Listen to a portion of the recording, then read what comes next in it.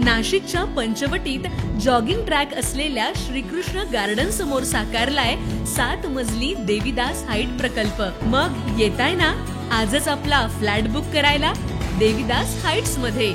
आमचा मोबाईल क्रमांक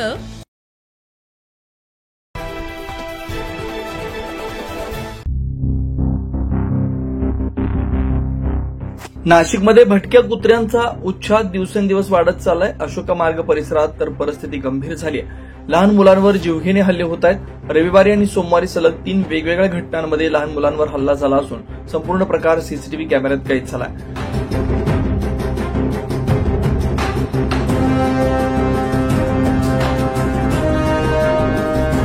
नाशिकच्या अशोका मार्ग परिसरासह ममता कॉलनी, जेएम सिटी परिसर, जयहिंद कॉलनी, जयदीप नगर, वडाळा रोड आणि वडाळा गाव इथं नागरिक भटक्या कुत्र्यांच्या त्रासानं त्रस्त झालेत। रविवारी दुपारी सेक्रेड हार्ट शाळेजवळील जयहिंद कॉलनीत एका इमारतीत खेळत असलेल्या लहान मुलांवर भटक्या कुत्र्यानं हल्ला केला आणि त्याच दिवशी आणखी एका मुलावर वेगवेगळ्या घटनेत हल्ला झाला।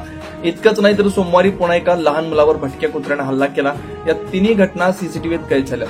फक्त मुलंच नाही तर पायी चालणारे नागरिक, महिलांवरही भटकी कुत्रे झडप घालतायत। एवढंच काय तर मोटरसायकलवरून जाणाऱ्या नागरिकांनाही हे कुत्रे लक्ष करत असल्यानं परिसरात भीतीचं वातावरण निर्माण झालंय।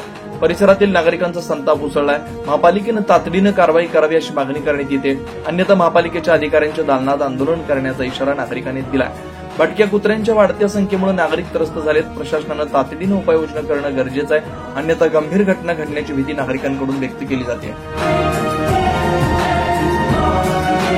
9 न्यूज महाराष्ट्र ब्युरो, नाशिक।